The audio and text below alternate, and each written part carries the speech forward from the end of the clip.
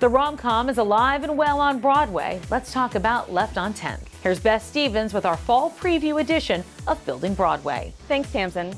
Novelist and screenwriter Delia Ephron wrote a memoir, Left on 10th, that she has turned into a new Broadway play.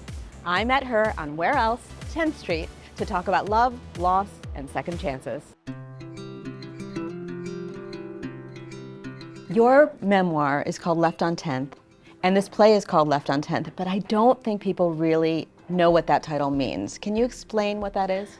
Left on 10th is my way home. I get off on the subway at Broadway and 8th Street, and I walk up Broadway and I turn left, and I think I cannot believe I get to live on this block. But it also has other meanings because my life took many left turns. And so I was left on 10th when my husband died, and then the number of left turns it took after that were really miraculous in many ways and terrifying in other ways. So Left on 10th has this loaded for me with metaphor. When I read this book, it was so filled with honesty and vulnerability. Tell me how you were able to access that and what it did for you to write about something so personal. Well, there's an enormous amount of trauma that I went through, the trauma of losing Jerry and then the trauma of illness. And, you know, the best thing you can do with trauma is make something out of it. And so, I mean, the most amazing left turn for me is Broadway.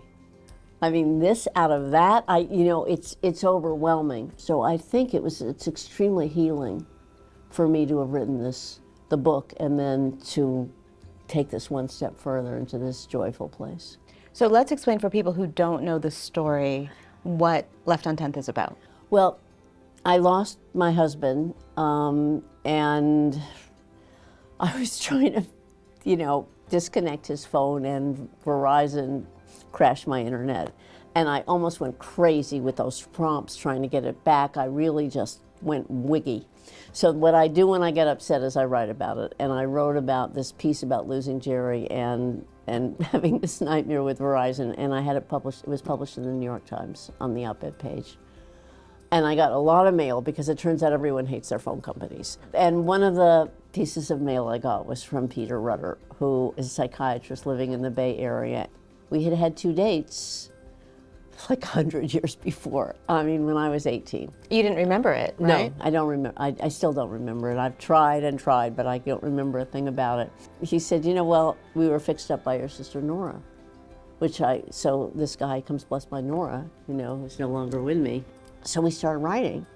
And I really did think, oh my gosh, I've fallen into my own romantic comedy. I mean, I wrote You've Got Mail, and here I am falling in love on email. And then it took a turn. Peter was just incredible. I mean, he went through the illness with me, and you were diagnosed with the same illness your sister had? Not my sister had. Yeah, I was diagnosed with AML, which is a fierce leukemia. Peter, the first thing he said to me was, we'll get through this. And my God, we did. And it's a journey. It's like a roller coaster. This play's a roller coaster of emotions. You're up, you're down, you're up, you're down. It's like, and then you're up. You use this word in the memoir, and I haven't seen the play yet, so I don't know if it's in there, but it's Bashert. Tell me how Bashert, explain to people what that means and how it has. Bashert it's a Yiddish word, and it means finding a special fit or match or comfort that you've been looking for your whole life. Like meant to be. It's fate. It's a fate. It's a word that means fate.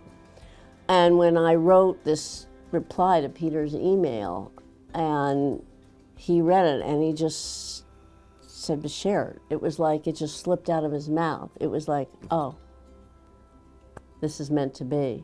And now, what does it feel like for you to see Juliana Margulies play a character named Delia, going through what you went through, revisiting that part of your life? Sometimes I sit there and I just start crying, really, in rehearsal. Sometimes I'm just overwhelmed by it, and I can't quite. And it feels too close, to the reality of it. So I sort of seesaw through a whole bunch of emotions in rehearsal of what I'm experiencing.